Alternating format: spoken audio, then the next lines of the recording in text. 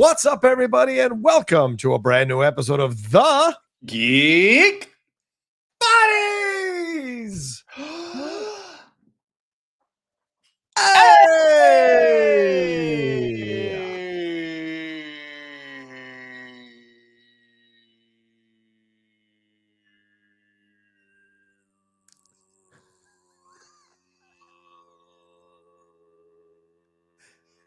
I gotta keep going, but I won't. That's amazing. That's amazing. Clearly, you've been doing a lot of ad work there recently. That's amazing.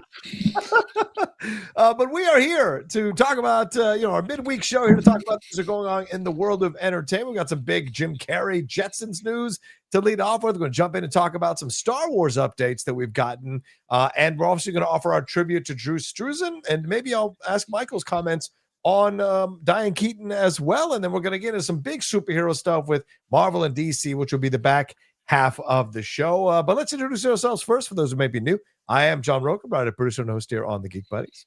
I am Michael Vogel, writer and producer of animated TV shows, movies, and video games. Yeah, and sadly, Shannon cannot join us today because he's working hard during Halloween Horror Night season over there at Universal, but he will be back on Friday, all three of us hanging out to do our end of the week show. But Michael, let's not waste time. Let's jump into this thing. Jim Carrey and the Jetsons are apparently a match about to be made in heaven. This is coming to us from Anthony D'Alessandro over there at Deadline. They've confirmed that Jim Carrey is in talks to star in a live-action feature of the Jetsons from Warner Brothers, directed by Colin Trevorrow, who is being eyed to possibly direct this. Trevorrow and Joe Epstein are in talks to write this thing. And, of course, the Jetsons, for those who may be too young to remember the Jetsons, and or God help us all, there was an animated series that was produced by Hanna-Barbera back in the 1960s, and then there was a reboot that ran from 85 to 87.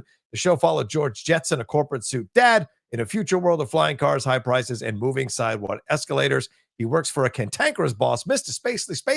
Spacely's rockets, and George's wife is Jane, the posh teenage daughter is Judy, and little son Elroy, and Rosie the robot is confined to doing chores. There was a 1990 big screen animated version of this, Michael, which grossed over 20 million stateside, but now live action, and Jim Carrey is George Jetson. Have we lived this long? Your thoughts?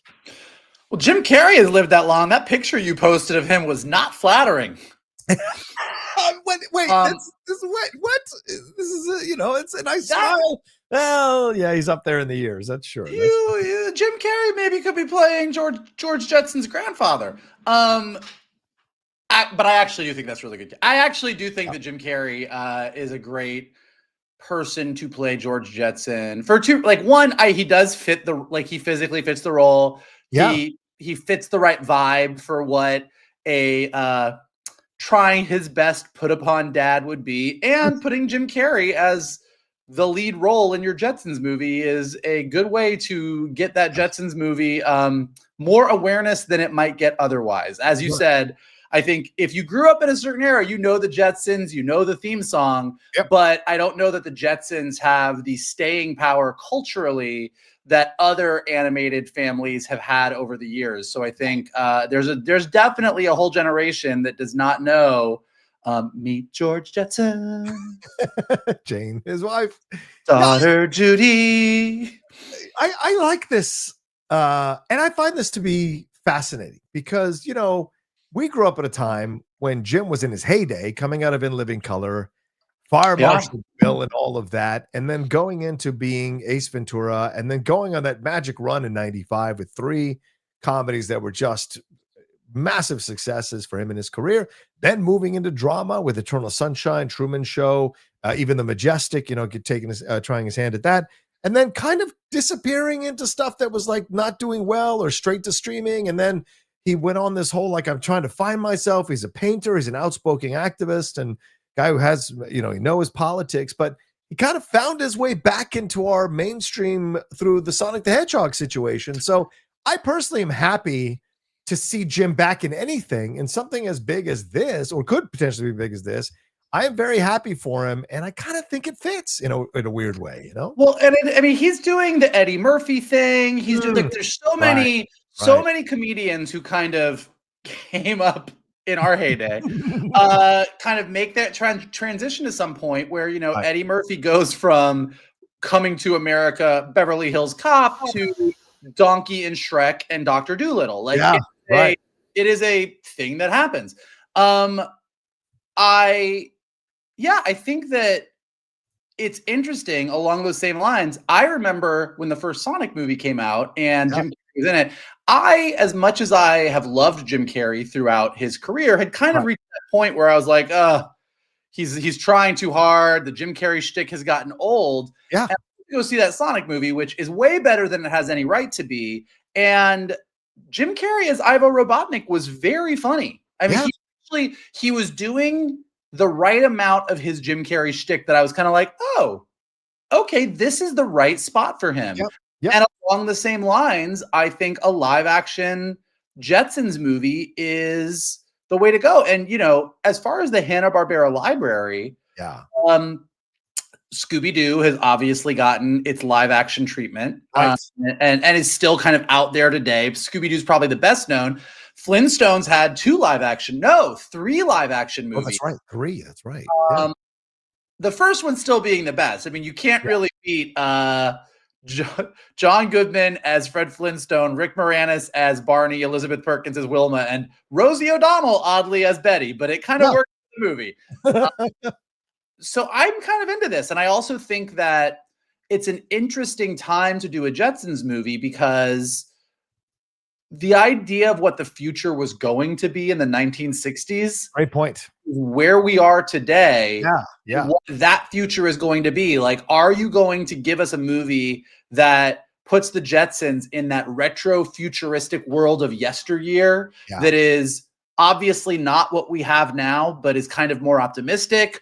Are you going to deal with some of the issues we deal with today and where we're going as a future? I'm not saying that you got to get political in your Jetsons movie, but as far as where AI is and technology and other stuff, it'll be interesting. I'm more excited about the Jim Carrey part than I am about the Colin Trevorrow part, but you know, what are you going to do with that? I don't know. That's an interesting decision, you know, considering what we saw from him in the Jurassic Park or Jurassic World franchise, and how he was moved off the Star Wars, or how things went down with the Star Wars situation. And so, yeah, I don't know. Is this a little bit of a redemption for Colin Trevorrow to do this? And is this going to help his career to do this? It's an interesting choice for where he's at career-wise, right, Michael? Were you surprised by the name Trevorrow popping up on this one?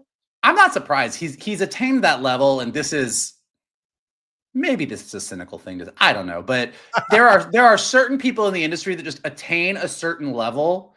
That, and they usually happen to be white and male, but they just attain a certain level where what you put out isn't good, but because you have tackled large enough franchises, you're a name that can handle large, like, oh, you've handled a big franchise, you handled a big visual effects movie, you know how to make this stuff look good. And so you kind of get more chances at bat because you've just done the work. Even if the work that you've done is not a lot of people's favorite work. So it's not, so am I surprised that he's the name? No. Am I super excited about he's the name? No. I mean, you look at his resume, right? Jurassic World, then the Book of Henry, which is the thing that cost him the Star Wars movie. But then he was able to come back into Jurassic World Dominion. And you would argue, yes, those are two, in my opinion, not great movies, Jurassic World Dominion, but they made a crap ton of money. And as you said, he's got the experience of working on these larger projects. And by the way, he produced Camp Cretaceous. He produced Chaos Theory. And I don't know how much he was involved in them, but he was EPing them and the recent Deep Cover movie as well. So, you know, he ain't hurting for money. Let's just put that on the table. And so there's a possibility to come back with this. There might already be a pre-existing relationship between Trevorrow and Carrey that maybe makes this a little easier to go forward together. But yeah, I mean, you could pick worse directors, in my opinion, to take this on. And so maybe this is a chance. Well, that's high praise. I know. Well, okay, fair point. But I just here's my more important question. Were you a fan of the Jetsons? Of course. Yes. I grew up with the Jetsons. Are you more of a Jetsons person or a Flintstones person? Oh, I'm more of a Flintstones person for sure. And I think that's because Flintstones were on for so long, at least in my mind. I remember that being on for so long. I actually was surprised to see the Jetsons were only like 3 or 4 seasons. I thought, from my mind, that thing ran for like 15 years. Like, as a kid because it was always on as a kid. Because some of you may not remember this, but when I was younger, we only had like 4 channels. So, there was only so much you could watch. And so for me, that's what I grew up on. But yeah, much more Flintstones because my dad was essentially Fred Flintstone. So watching that show, there was a thing of that. Now, let me ask you a question because I'm sure you were at Jetsons for animation wise, but like, where do we go for the casting? Who could play his wife? Who could play the daughter and young the son there, and then voice Rosie? It is a shame. Like they're not going to do it, but Rosie O'Donnell really should be Rosie. I mean, like that is, she really just like the way she talks, the way Rosie talked. Yeah. I was pretty sure that Rosie was a lesbian on the Jetsons. Like it just works. Like she really should be, but she won't. Right. God, who should be Jane, Elroy, and Judy? I don't know. That's a good one. I mean, this, and I will say what's interesting about it is there's a lot of franchises, particularly like beloved geek franchises, where whenever we have this conversation, we get in, they should cast an unknown, somebody who can really own the role. The Jetsons is like the Flintstones and Scooby-Doo. Like you can stunt cast the hell out of it and nobody's going to care. Like, put one of the Stranger Things kids in it. Oh, I guess the Stranger Thing kids are all in their 50s now, so they all have play Elroy. Yeah, exactly. But yeah, I mean, like, Elroy, there's probably some young up and coming TikToker, somebody on a Disney Channel show that you're just like, yep, there you go. Yeah. I mean, hell, put Sabrina Carpenter as Judy. Like, I don't care. Like, just have a blast with it. Have a blast with it. I mean, I'm trying to think of what face could be there to play his wife. I don't know. I like the Sabrina Carpenter for the daughter thing though, but for his wife, I don't know. You know what? I think one of the reasons I like Flintstones more is I think I like Wilma more than Jane. You do, huh? Okay. I think Wilma had sass. Yes, she did. Wilma didn't F around with Fred. Like she was like, no, I'm not putting up with your bullshit. Right. Jane, I think she let George get away with too much. Yeah, I feel like the Jetsons were like the Dick Van Dyke Show, and the Flintstones was the Honeymooners. But to make the reference for those of you who might be able to. No, I think that's think that's actually exactly what it was. Yeah. And I think the Dick Van Dyke Show was very funny, but Honeymooners was classic. And I think Flintstones is classic, Jetsons is good. But I do think it's long past time that it got a live action something. But it'll be, it's one of those things. It's like we are at that point with a lot of IP where you're like, to us who are in our 40s, who grew up and watched the Jetsons when we were kids, it's like, that's great. But is this a movie that's going to capture a young audience? Is this a movie that's going to become a big family-friendly franchise? Yeah. Or are some of these Hanna-Barbera properties past their prime and just like they don't work anymore? Yeah. And so I think you need to find like what the hook of the movie is to get people really excited. Like just seeing the Jetsons in live action on screen isn't going to get young kids to go, I want to go see this movie. I'll throw Rachel McAdams in there. I think she could play the wife because she was so good in Are You There, God? It's Me, Margaret. And she's moved into the mom roles, which is kind of crazy for my mind to grasp.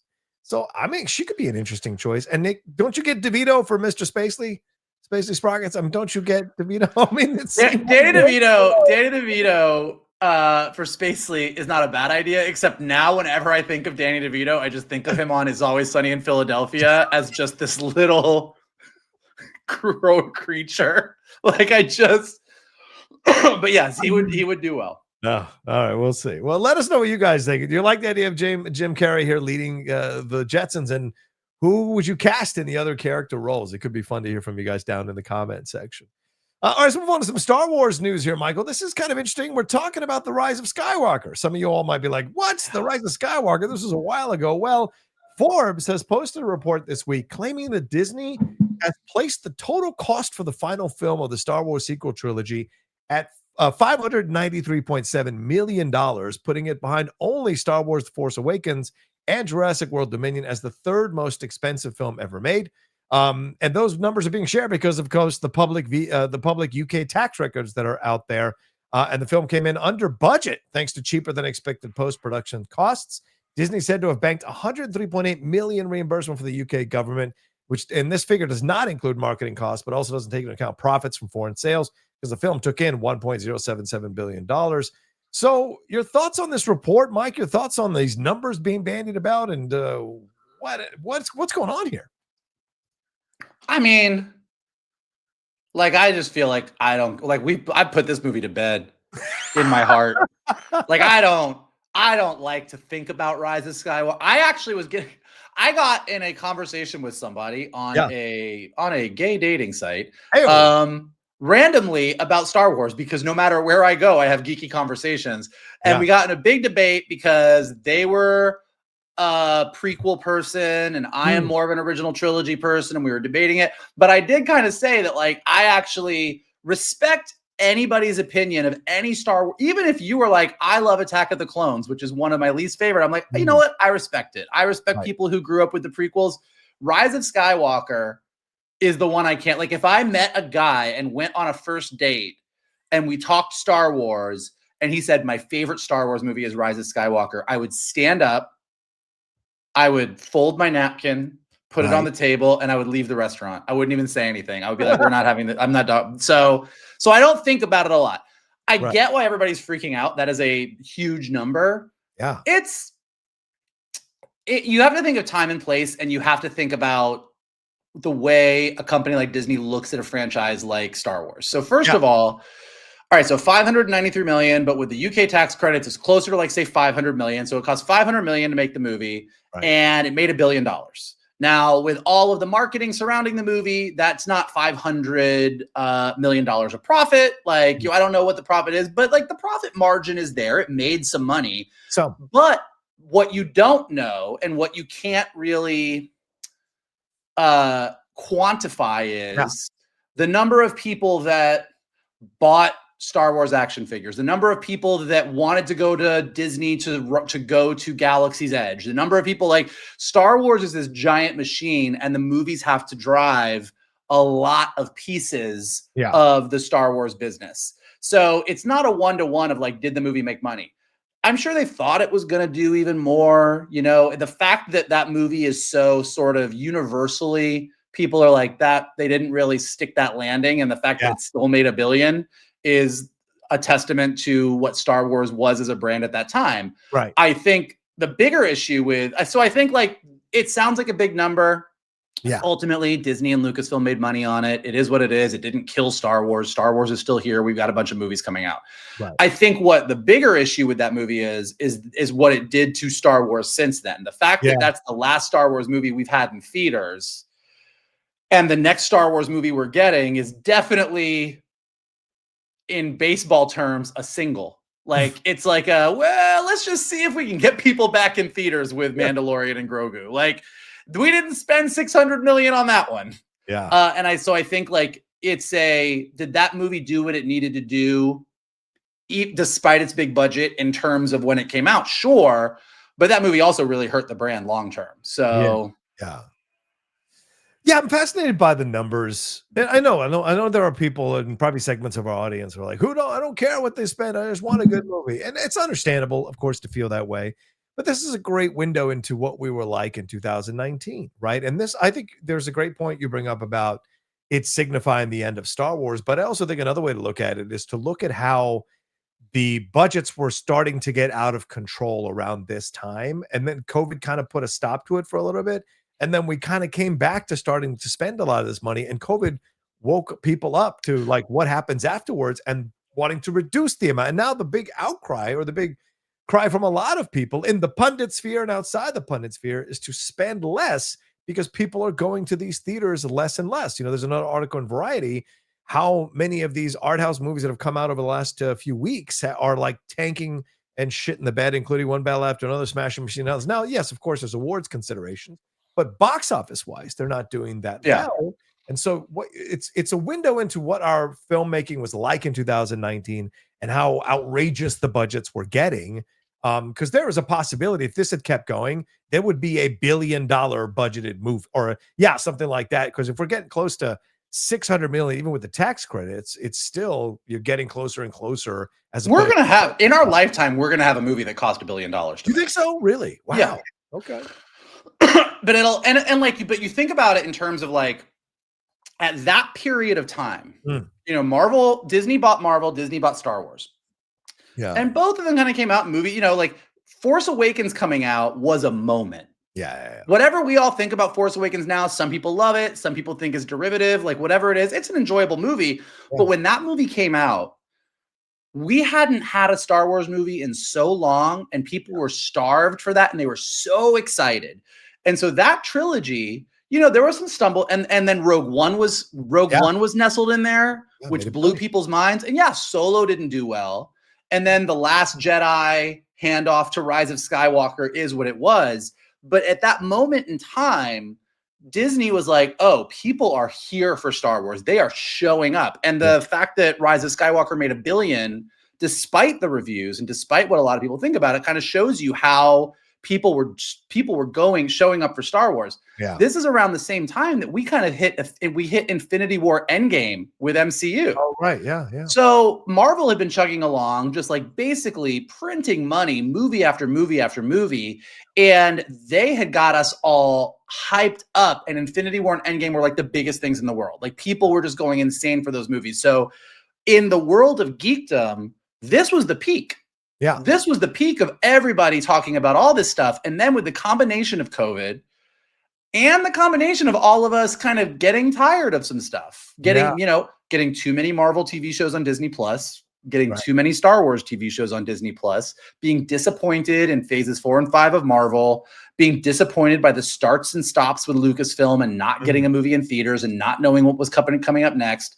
And we're all a little bit kind of worn out by all of it. I don't put that under superhero fatigue or Star Wars fatigue. I put it under mishandling of the brand fatigue. Yeah. And I think that we've got Doomsday coming up. We've got Mando and Grogu coming up. I think we all have a lot of questions about whether either of those is going to ignite excitement the way it used to. Yeah. And that's where you do get sort of like, you can see why the way audiences were showing up, the budgets just ballooned bigger and bigger and bigger because they were like pretty sure they were going to make that money.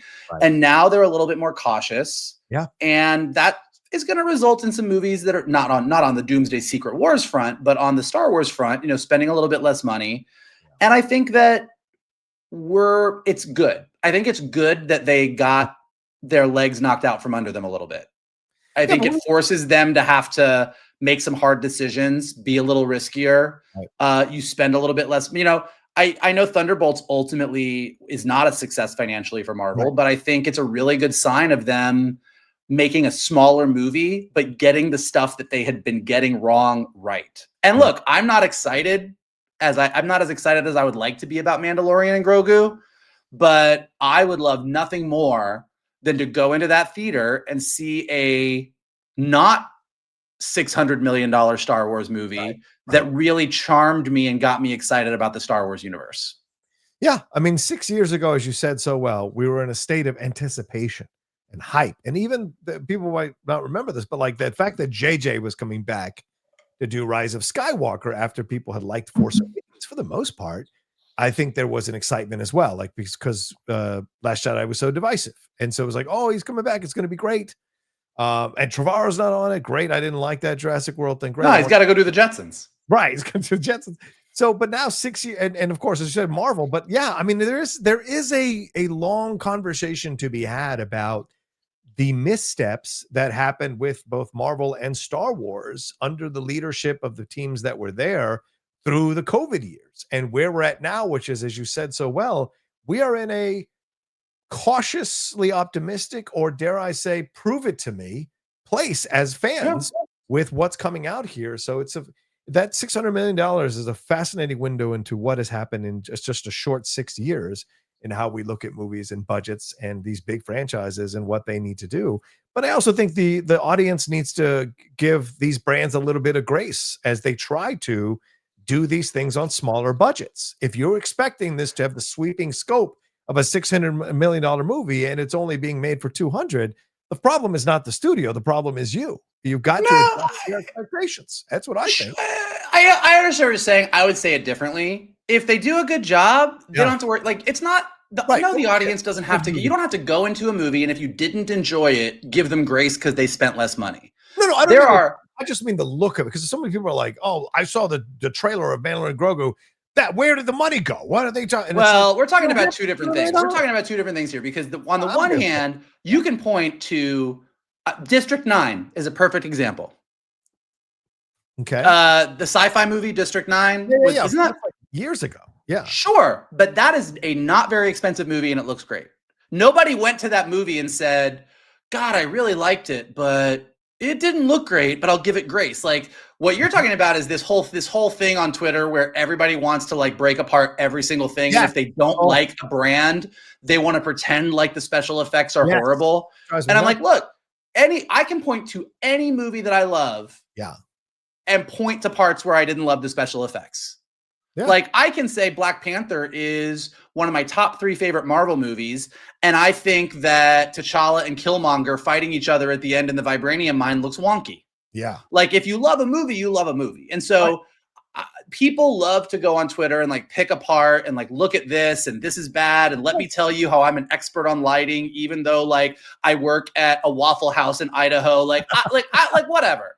But that's anything wrong with that. But that being said, no offense to anybody at Waffle House. Y'all could kick anyone at Waffle House can kick my ass. Don't come for me. But I'm just saying that like, it's not up to the audience to give the movie a break. It's up to the movie to be so good that even if your special effects are not the best in the entire industry of all time, the movie and the characters are so good that you're like, all right, I'll let it go. Right.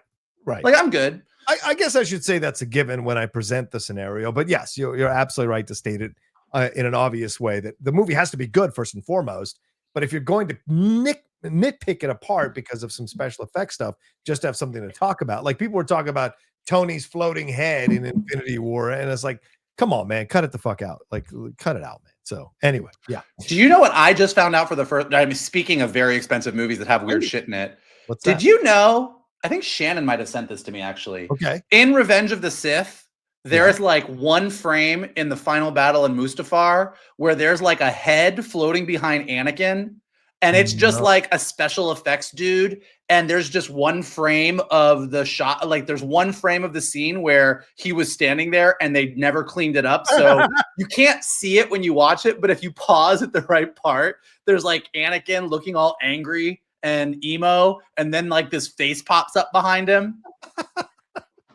I love it. Well, wait till I tell you what's in the woods of the Wizard of Oz movie. Wait till I tell you what's in the woods there. I still to this day don't know what that really is. I am 90% sure that somebody didn't hang them. I'm 98% sure somebody didn't hang themselves while everybody was shooting, and they just said, leave it in the film.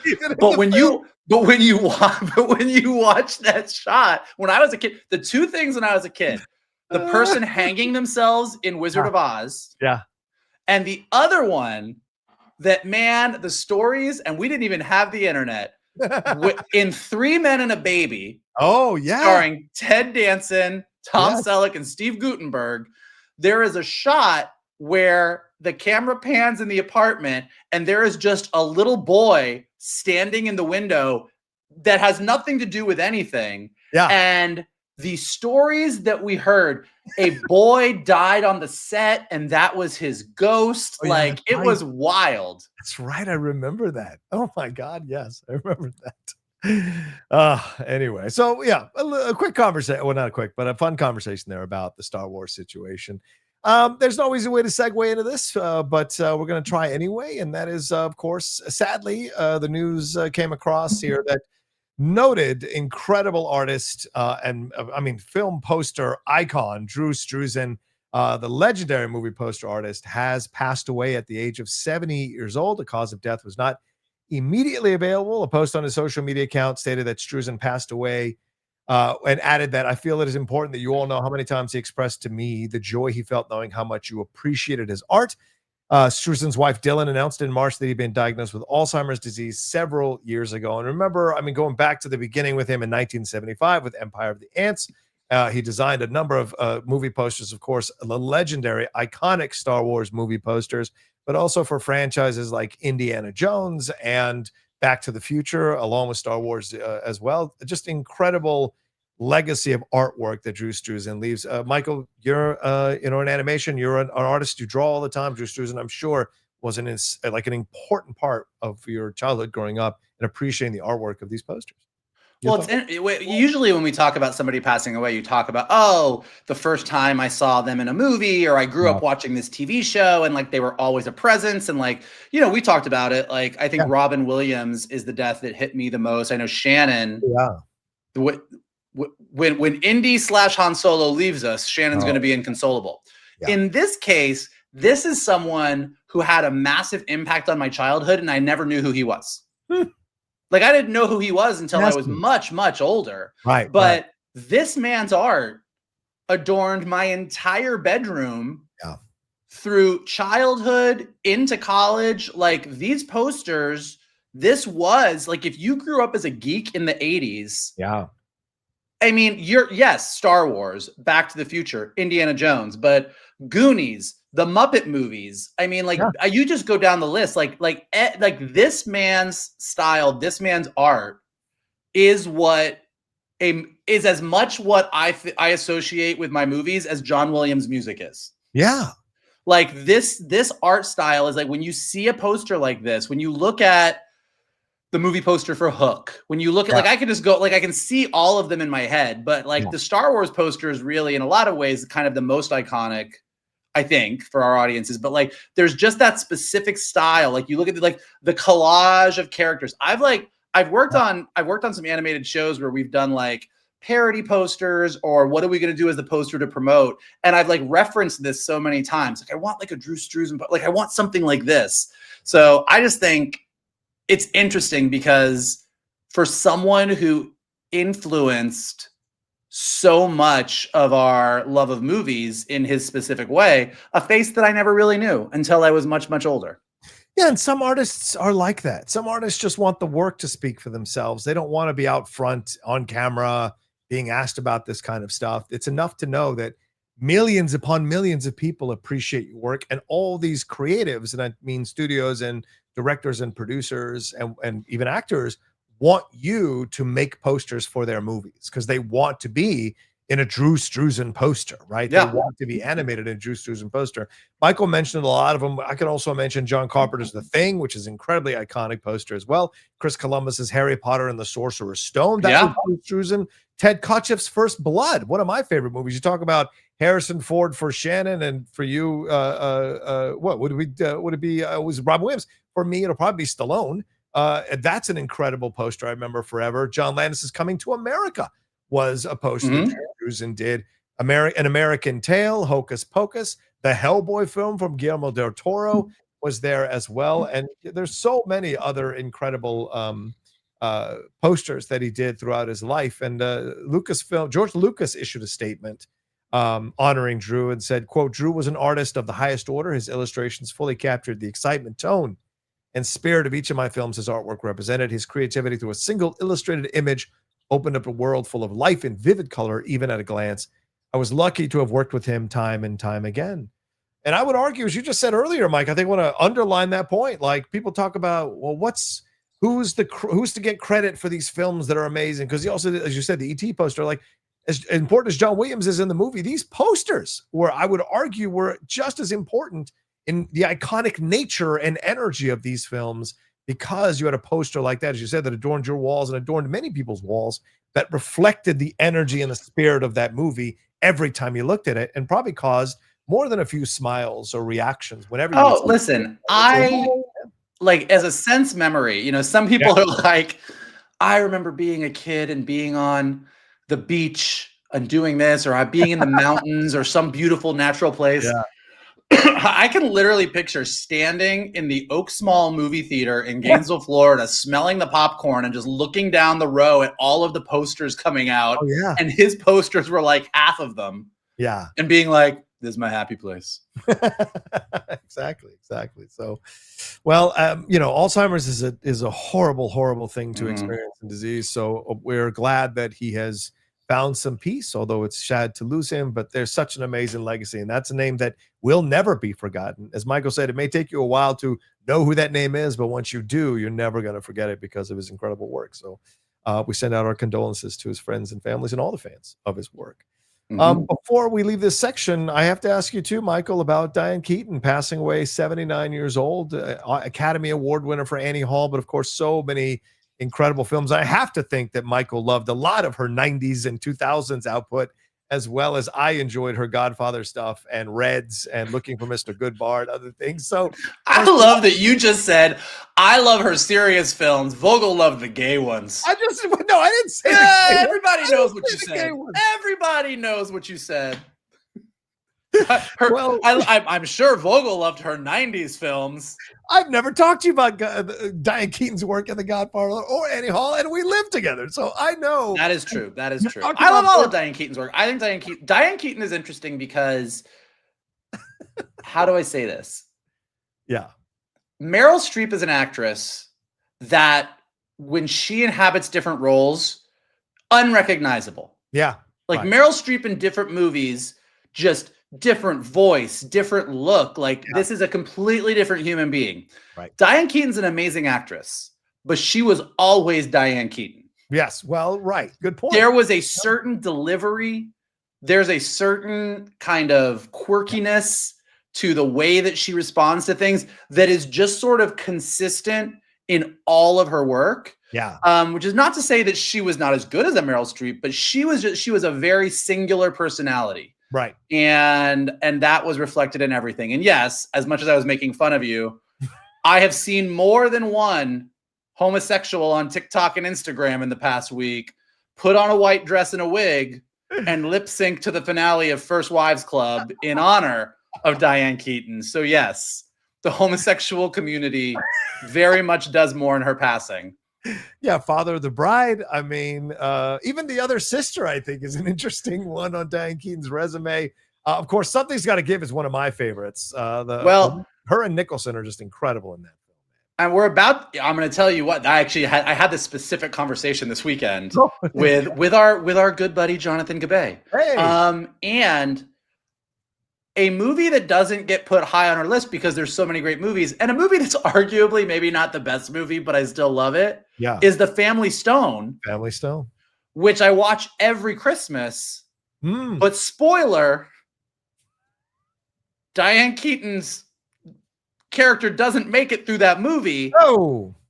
And it's gonna be a tough one to watch this year, because the whole movie is about, hey, there's this mom, she didn't tell anybody. I'm gonna watch The Family Stone this year, and I do think I will probably it'll hit me in the feels, because it's basically a movie about saying goodbye to somebody, and she is the somebody that you're saying goodbye to. So but yes, I've been singing You Don't Own Me all week long, like many a homosexual has.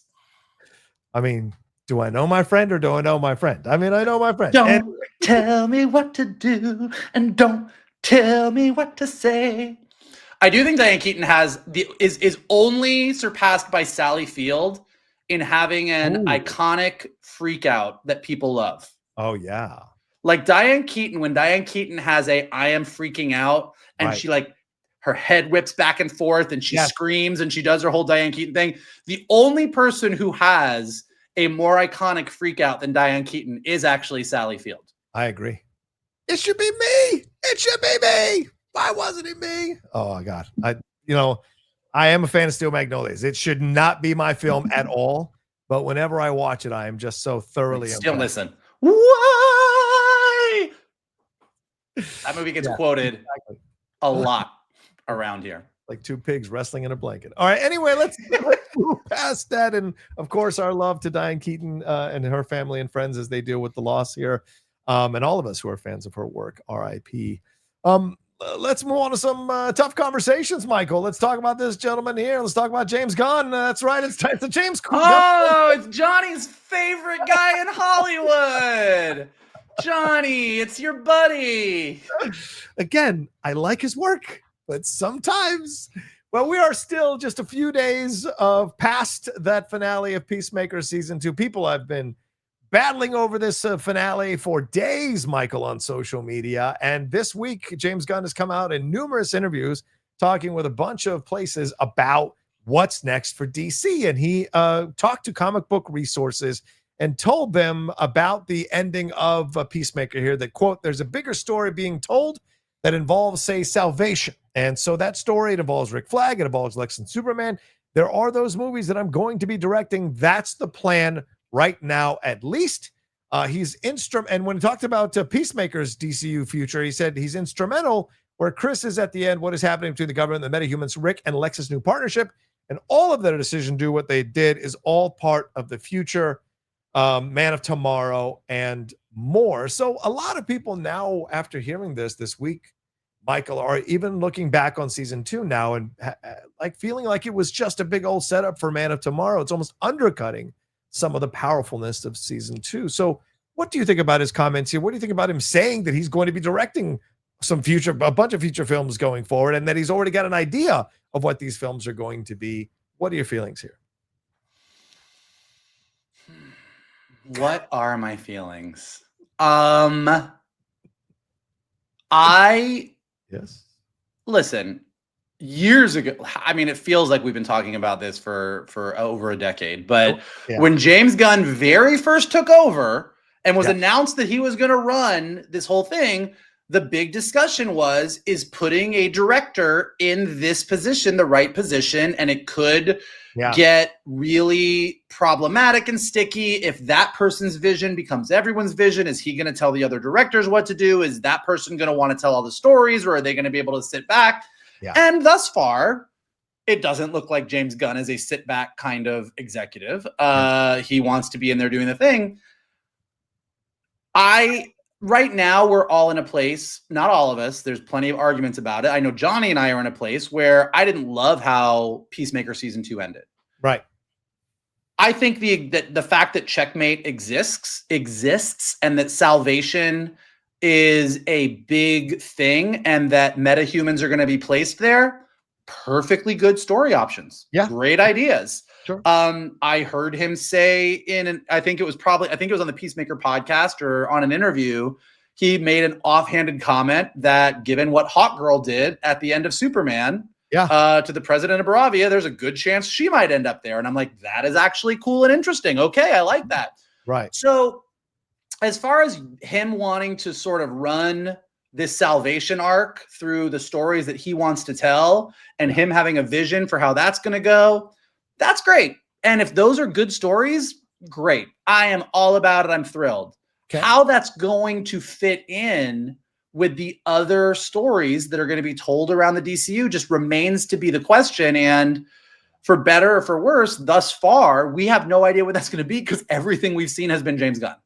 Yeah. So, I think we've said this in the past, but like the fact that we get a Supergirl movie, a Clayface movie, and that Lanterns is coming along is going to be a little bit of a nice buffer to say, okay, well, what are these? What's the tone? Do we like these? Yeah. Do we feel like James Gunn being the executive in charge of all of this is good for these? Did he have time to focus on? Because like there's two levels to his job. One is James Gunn wrote and directed something. It sounds and feels like a James Gunn movie. Yeah. But the other thing you are supposed to be doing is watching these other things from other creators and giving notes and giving feedback, and not feedback to say, make it feel more like my stuff, but feedback to say, is this a great story?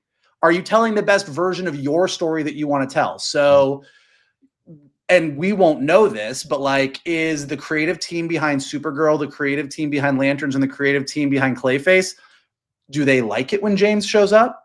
Yeah. Is James an issue for them? Do they think that James Gunn has their back? Is James Gunn like, I get it. I've been in your position. I'm going to let you do your thing. I'm not going to interfere. Like, we don't know, but how those turn out, it's like, if they're all fucking awesome and then Man of Tomorrow comes out and we're like, yeah, that's a great movie.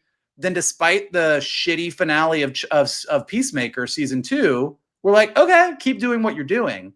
But if these next 3 projects come out and they don't hit the mark, or we're disappointed in them, or they fall short, you could also make the argument that James Gunn is so focused on his own stuff that he's not really helping those things be all they could be.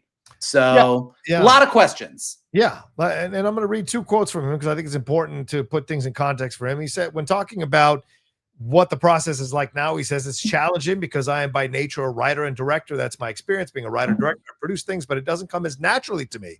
That's a telling thing. It doesn't feel like it does. And so that is trying to be the best producer I can. That's something that's for me, it's a personal challenge. I'm focused on being the best producer and supporting those creators the best I can to help tell good stories. Really, I'm beholden to the story in those things as much I am to the story of my own stuff, which I think is fine. It's good to admit you've got some faults and you want to work on them and be better at those things. Nothing wrong with that. But then talking about Man of Tomorrow, he says, Man of Tomorrow was an idea I've had for a long time. Honestly, I think I know the next few movies I'll be directing. Not the next movie, not the next maybe couple of few, which is more than 2, because that's a part of the plan of the DCU. Thank you, Professor. I'm just saying, when was this a part of the plan of the DCU? I don't remember that. There's one big story. I don't want it on the one hand. Everything's going to be okay to watch by itself. That's nonsense. But also there's a bigger story being told that involves, say, salvation. And so that story involves Rick Flag, Lex and Superman. There are those movies that I'm going to be directing. That's the plan right now. At least I may get so fucking tired that I can't do it because I'm pretty tired, but we'll see. But there's a plan that I'm going to do,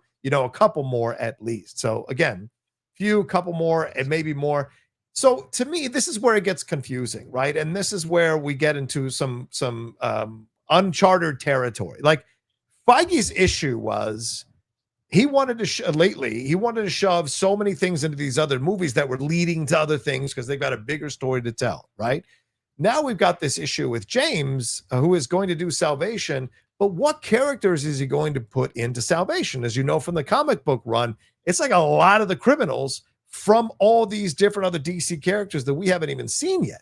So is he right? But he's already said I mean, I don't remember where I read this, but he was like, it's not going to be the Joker and Lex Luthor. He's not going to pull in characters. Well, I can't speak to like maybe he's going to do shit. And I'm going to be like, well, fuck my drag. But that's what I'm saying. Yes, but I don't think let me put it a different way. I don't think when in the Salvation run in DC, it's literally like the entire supervillain universe is in this place. Yeah. Like it's everybody. Gorilla Grodd, Grundy, Lex, Captain Cold. I'm just looking at the image you just popped. But like, it's not going to be that. I don't think we're going to meet a lot of the heavy hitters from other franchises for the first time in this, unless there is some plan that that's the way that we meet them for the first time. But so I think it's going to be adapted. But look, I hear what you're saying, and I hear what you're saying about this wasn't the original plan. But like, the answer is he's the boss. Yes, I know. And the answer for fans is, if it's good, I don't care. Right. Like if it's good and he directs 4 of the next 8 movies, but we all go, that's great. Right. Then fine. If it's not good, he's the boss and he's responsible. 100%. And I don't want to see people out here trying to defend everything he does because he's the one that's putting himself in this position. And don't give me the stuff that you feel sympathy for him being tired. He is doing this to himself. So there is who are you so mad at right now? Who are you yelling at? Some people just they want to give him a pass for everything. And I think there's room to have a legitimate criticism and room to have legitimate praise. And I think I've tried to be as fair, although at times I have veered in certain locations, but I've tried to be as fair about his work. I think he does make good movies and good TV shows. I have no qualms with that. But I think there is some of this is a little bit ego-driven that he's the only one who could direct these Superman movies and the Superman saga. No one else is going to be able to get it right the way I want it to be right. And so I think there's a little bit of control freak energy going on with that. And so for him to go on a podcast and say, well, I'm tired. I'm fucking tired. Well, whose fault is that? Like you want to be, I mean, yes, that's all true. That's all true. And I do think, we talked about it on the Peacemaker finale review, but I think the Peacemaker finale is what happens when you are spread too thin. Yes. Right. Like, again, to all of the people that, oh, well, you didn't get the finale or you didn't like it or you just wanted a big cameo. Like, that's none of it. But like the stuff that he did saying the 11th Street Gang makes checkmate and Rick Flag wants to use the quantum unfolding chamber as a prison planet. Yeah. Those are perfectly good ideas, but it's like he had this one idea of let's do the multiverse, let's do the perfect reality that's really Earth X and Nazis. Yeah. And then he was like, oh shit, I have one episode, let me wrap this up. And the rushed nature of the finale is because he was spread too thin. So like I don't care what, like it's like whatever. Like if the end result is good, but if the end result is not good, you do have to go, all right, well, you gotta do something different then. Like I don't care that the Russo brothers directed 4 of the main, like what do they do? What was it? Winter Soldier, Civil War, Infinity War. I'm not like, oh, the Russo brothers had too many movies. I'm like, no, because they're all badass. Right. But they're not CEOs of Marvel. And that would have Also been that. a big difference. Yeah. But I mean, to give credit, Gunn was faced with the criticism of the finale and season 2 of Peacemaker and said, when asked about if he'd seen the criticism of the show, he said, definitely not everyone can love everything. I love the episode, but I understand not everyone does, which is completely fair. So to give credit where credit is due, at least James didn't push back and push these narratives that you see out there that, oh, people just wanted superheroes or they wanted big action sequences or whatever. He's willing to take it on the chill a little bit and be fair. And so I appreciate that for a guy who rides him a little bit at times. I also want to give him credit when he has the right responses. Listen, I've ridden The Rock, for God's sakes. I've ridden Stallone or Schwarzenegger. If you come off with some stuff I don't appreciate or agree with, I'm going to call you out no matter how much I appreciate your work. So I'm I do think, and it, like, I get where James Gunn is coming from on another piece of this too, which is like, as writers and creatives, directors, whatever, you do fall in love with the characters you work with. Of course. And you do feel an ownership over them. So it is completely natural for him to go, I wrote this version of Superman, Lois, Lex, Metropolis, Rick Flag. I feel an ownership over these characters and where they want to go. So yeah, you can do Batman and I want you to do Flash and I want you to do Martian Manhunter. But this story that I kind of am running with, I kind of feel like I want to see it through. Again, this is why maybe putting someone like that in the leadership role is a challenge. And his workload is, to your point, his own fault. Yeah. But we'll see what happens. Why are you hosting the Peacemaker podcast? Like it's like George R.R. Martin hosting a Game of Thrones podcast while people are waiting. It's like George R.R. Martin hosting a Game of Thrones book club when he can't write a goddamn book. 100%. But we'll see. Again, we'll see how it all plays out. I just know that this wasn't the plan from the beginning of Gods and Monsters. Now it's become the Superman saga, and we'll see where it goes. But that happened with Marvel. That happened with everybody. I would be more pissed if he stuck to his plan no matter what, because it was his plan, even as other things, like things happen. Yeah. I mean, that happens in big ways and small ways. You're writing a show. I was just talking to somebody about this the other day because I'm working on this show Bible for a new animated series. And like show Bibles are important. Yeah. It's a requirement. You got to write the thing to show it to executives so that they know what your show is going to be. But the plan that you have when you write that Bible, once that show gets picked up to go greenlight and you're in a writer's room and you start writing the show, half of the stuff that you planned went out the window.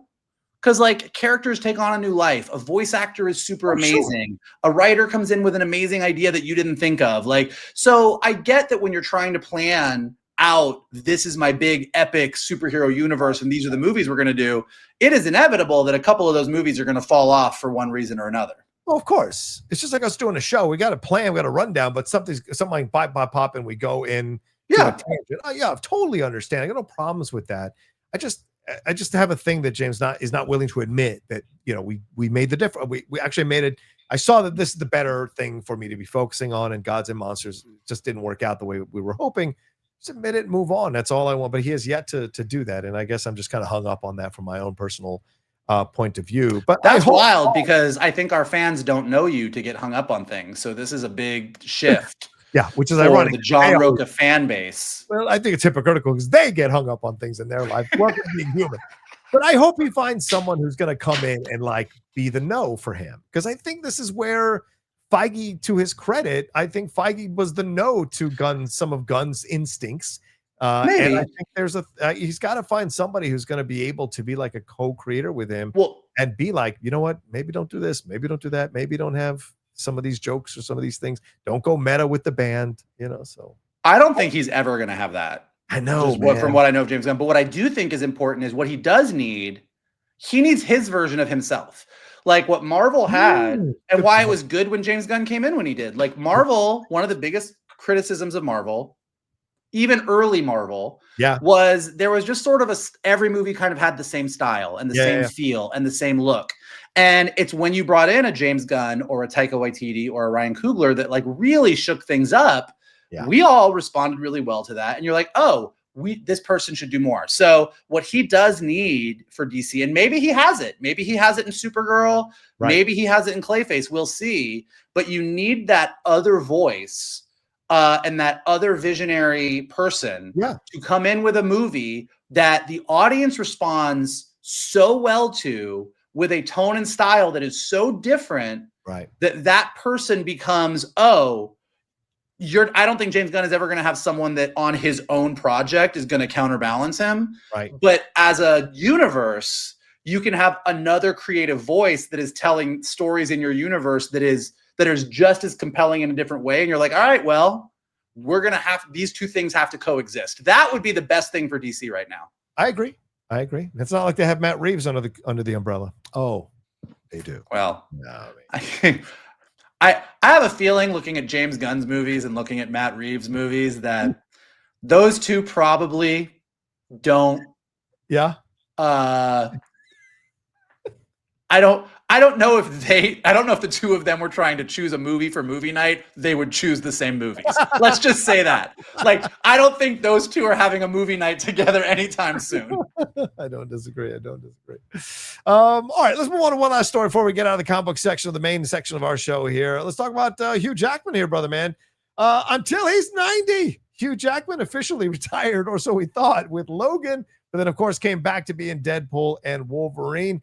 And Marvel Studios is in the process of rebooting the X-Men for a new movie from Jake Schreier. But according to Daniel Rickman, the studio is planning to keep Jackman around for, quote, more projects even after Secret Wars. And it brings to mind the joke all through Deadpool and Wolverine that they were going to have Hugh Jackman play Wolverine until he was 90. So this is something, this is almost meta, becoming reality here. Michael, your thoughts on this?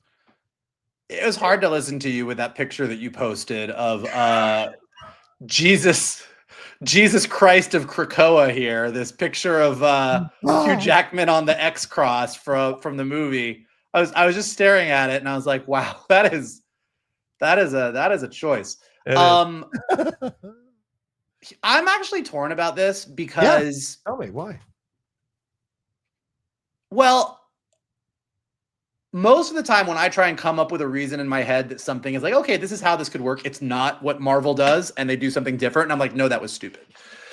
But like, I think that if they are in fact going to recast the X-Men, like give us our whole Fox moment that we're going to get in Doomsday, and then however that resolves itself in Secret Wars, but when we get to this next X-Men movie, it's a full new cast of young actors who are playing the X-Men for the first time. Right. Throwing Hugh Jackman in there randomly because we all love Hugh Jackman feels really stupid. But even in the comics, they've done this, having a young group of X-Men and doing either a new Wolverine, a new Logan, or doing sort of X-23 as the Wolverine of this universe. Right. And having Hugh Jackman kind of stay around as Old Man Logan from another universe. Like, I survived the collapse of my universe and now I'm in your universe and I'm just here to guide this young group of X-Men because I had years as a mutant. I don't hate that. I could see it. Yeah. Like there's the X-Men comics are fucking wild. Yeah. And anything that they do here will not be as weird as some of the shit that has happened in X-Men comics. Yeah. People die, they come back. This is my child from this reality, but this is my child from another reality. The list of things that don't make sense in the X-Men universe is numerous. So there's ways that you can kind of have your Wolverine and eat it too. There's ways that you can do it. And there's just a part of me wants to just let that man rest. Yeah. But also, I don't know that there is a single actor that has inhabited a role for as long as he has and still feels like he's got juice left in the tank. Like, I love Christopher Reeve as Superman. Anytime we've ever talked about Superman, you can't talk about Superman without Christopher Reeve. But, like, guys, Quest for Peace. Yeah. And even when Hugh Jackman plays Wolverine in a bad Wolverine movie. Yeah, those two Wolverine movies. Yeah. He's still Wolverine. Oh, like, he has just, from 2000 until now, right, been that guy. And so, yeah, I don't want to see a group of, 20-something. I don't want to see a 20-year-old Scott Summers, a 20-year-old Jean Grey, a 20-year-old Storm, a 20-year-old Nightcrawler, and Hugh Jackman and go, this is the X-Men. I think that's fucking stupid. But finding a place for him in a multiversal kind of way, I'm like, maybe I could see it. It's like that Buscemi meme when he's walking in high school. It is. It's like Professor X is like, it's time for class. And he's like, hey, fellow young people. Like, it just would be stupid.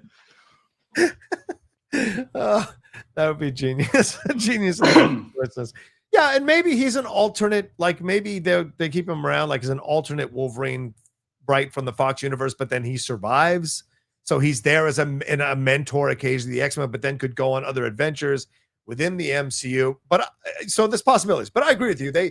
This is a thing. This is going to be a difficult high wire act to pull off, to get people to buy into this when you've got another Wolverine. This is, I mean, akin to what James is battling with over on DC. Well, whose Batman is the Batman, and so it becomes. Well, it's the opposite though. It's like in DC, it's like there's been so many people who have inhabited Batman, and who's going to be the next Batman, and should it be Robert Pattinson or should it not? Right. Here, the argument is just like, no, we all know who Wolverine is, and like it's our own fault. Oh, right. Because as much as people complained about him playing Wolverine in Deadpool and Wolverine because he was supposed to have died in Logan and that was the honorable death and that's what we did, that movie made $1 billion. That's true. We all showed up to see those two on screen together. Right. And we can complain about it and talk about all the reasons we don't want it. But if that X-Men trailer came out for that X-Men movie and there was a young cast and there was either a young Logan or there wasn't, and then the final thing in the trailer is like a cabin in the woods opens and Hugh Jackman comes out and he was like, oh yeah, I've seen this before, half you guys would shit your pants in the theater. Well, I just meant that, we have a Batman already in the DC universe in Robert Pattinson. And James, yes, that is correct. And I mean the comparison. So if you bring in a young Wolverine and that kid is it doesn't match up to what Hugh does, and Hugh is still in that universe, you set up that kid to be compared in a negative way to that Wolverine, and that could cause problems down the road. So that's my only point. They wouldn't be Daphne Keane, but if they did cast somebody, because in the comics now, X-23 has graduated and she's Wolverine. Right. Now, I mean, there's two, like there's just, it's kind of what they do with Spider-Man with Peter and Miles. There's just two guys named Spider-Man in the universe, and there is Wolverine and there's Wolverine. Right. It kind of goes by Logan more often now, but like they're on two different teams in two different comics that are existing simultaneously in X-Men right now. Right. So I think were it me, and looking at the $1 billion that Deadpool made and going, should we let go of Hugh Jackman or not? Right. I would kind of go on the, let's make him Old Man Logan and let's do a female Wolverine, because I do think that sort of sidesteps the issue you're talking about. A great point. You cast a young dude and you're 100% right. We're just going to compare those two. Yep. You cast a girl and it's like a female Wolverine. Besides having a certain subsection of geekdom on social media complain about it, right, I think that could be something that's interesting. I like that. Yeah, that's the way around it. Absolutely. And you have everyone call Jackman Logan instead of Wolverine. So you're training the audience to see him as Old Man Logan and not Wolverine. That's a great point, Mike. I like that idea. All right, let's wrap it up there, bro. We're over an hour. We should get on out of here. Thank you all so much for hanging out with us here on this episode of the Geek Buddies. Mike, what do we have to tell them? Well, if you would like to follow us, you can do so on Twitter at geek_buddies, on Instagram at _geek_buddies. If you would like to follow Mr. Rocha, you can do so at the Rocha Says. If you would like to follow me, you can do so at MKToon. In addition to doing all of those things, we would really like it if you smash that like button below, subscribe to Johnny's John Rocha page, and check out all the amazing content he has got there. Leave your comments below. What do you think of a Jetsons movie? What do you think of Wolverines? What do you think of all the other stuff we talked about? Let us know in the comments below. If you are listening to us on a podcast, leave us some stars and some comments so we go up in the rankings and more people can find us. And as always, the best thing you can do is retweet this video, post it on your social, send it to your friends, and tell them to hang out with your buddies, the Geek Buddies. There you go. Thank you guys so much. We appreciate you all watching or listening to us. And of course, we'll be back on Friday. Well, we're recording on Friday, a new show to end the week. And Shannon will join us for that one as well. So thank you so much. Take care of yourselves. Be well. We'll talk to you next time with another brand new episode of the Geek Buddies.